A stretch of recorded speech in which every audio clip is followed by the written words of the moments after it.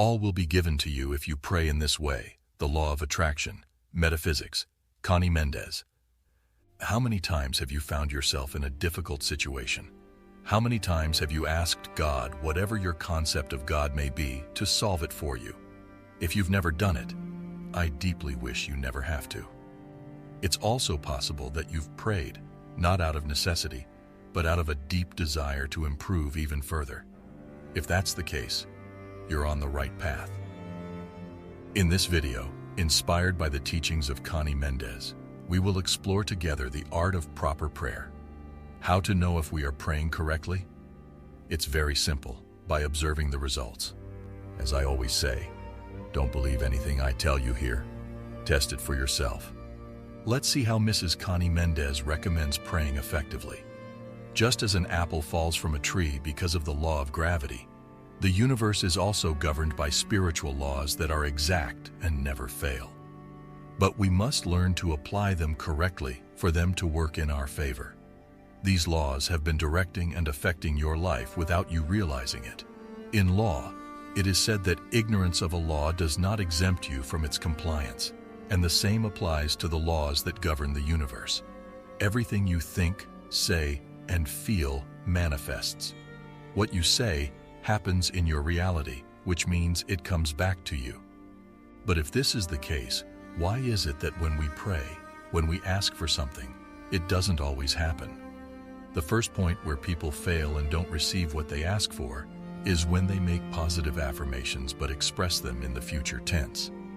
Let me give you an example. When you say, "Today I will have a wonderful day," the universe, God, or whatever you call it, only recognizes the present moment. The past has already happened and the future has not yet arrived.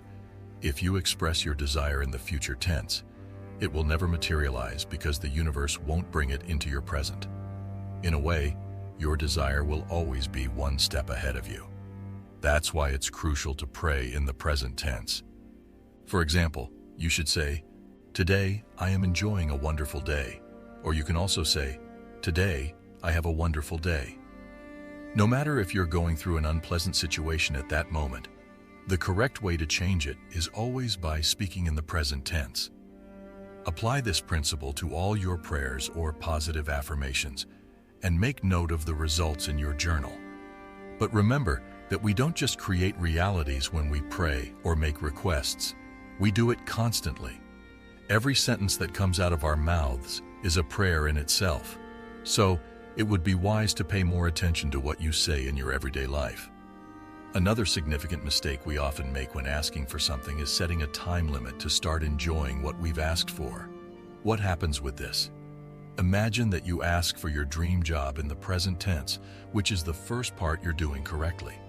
But then, you expect this job to come to you within a month. When the job doesn't arrive in a month, you become disappointed and stop believing that it will come.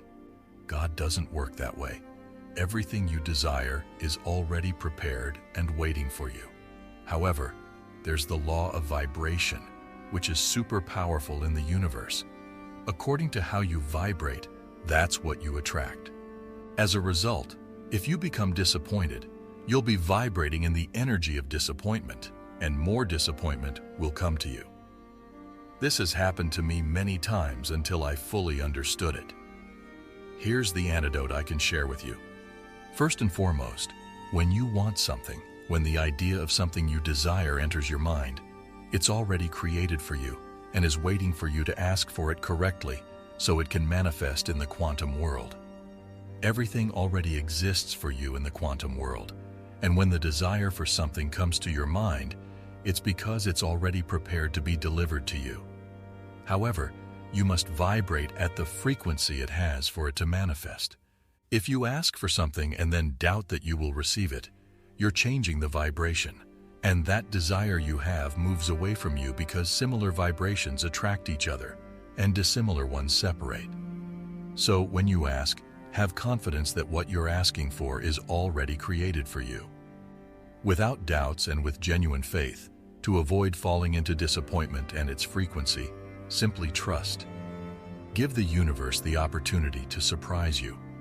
We've all been taught the phrase, seeing is believing, but the universe works exactly the opposite. Believing is seeing. If you look closely, the word believe sounds very similar to the word create.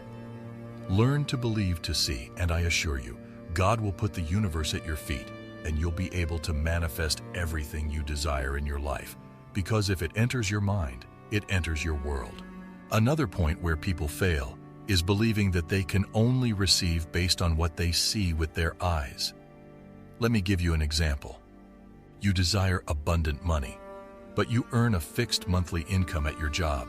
So you wonder, how can I have abundant money when my income is X?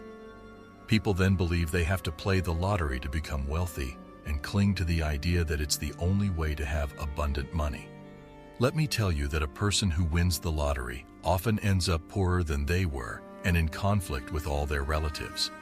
Firstly, because they don't vibrate in the abundance of money, and as I mentioned earlier, similar vibrations attract each other, and dissimilar ones separate.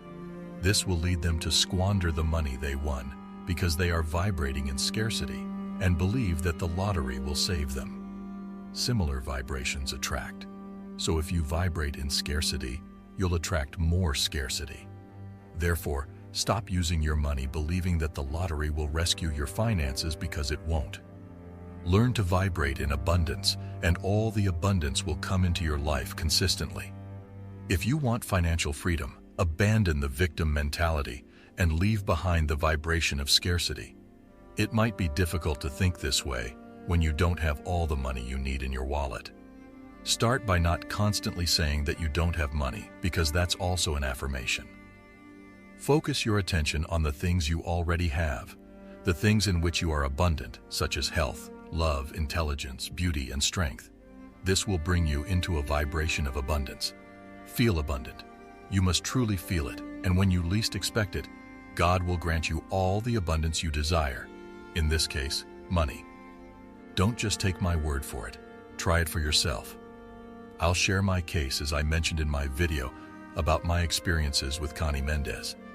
I had very difficult beginnings, financially struggling to survive day by day.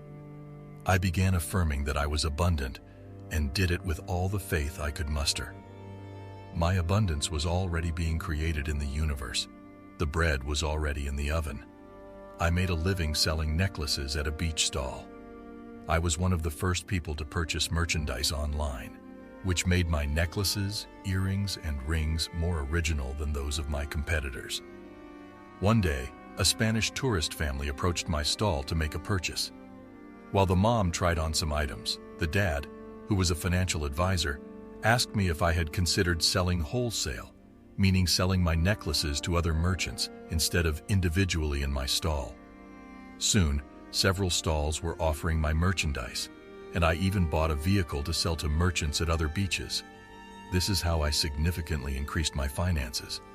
And since then, I've never relied on a single source of income. This opened me up to a world of knowledge and experiences that I could have never imagined before opening the first page of the Blue Book. Now, we've learned not to despair, or rather, not to wait. But there are two more very important things you must not overlook when you receive the requested gifts in your affirmations and prayers. 1. Share those blessings with others. There's nothing the universe likes more than generosity. 2. Always be grateful. When a miracle happens in your life, express your gratitude as deeply as you can. The vibration of gratitude multiplies the gifts. It's a cycle, so remember, live in the present moment. Don't set time limits on miracles. Good bread takes its time in the oven. Share your gifts with others. Always be grateful. Let the abundance of God overflow into every corner of your life. Thank you for the like and the comment you'll leave, and for sharing this information with your loved ones. Subscribe, because I will continue to share all the information I have at my disposal so that together we can make a much happier world. See you soon. And that concludes our journey into the fascinating world of the law of attraction. Thank you for watching. To receive a very powerful ancient technique to attract abundance, visit the link in the description of this video, and don't forget to subscribe.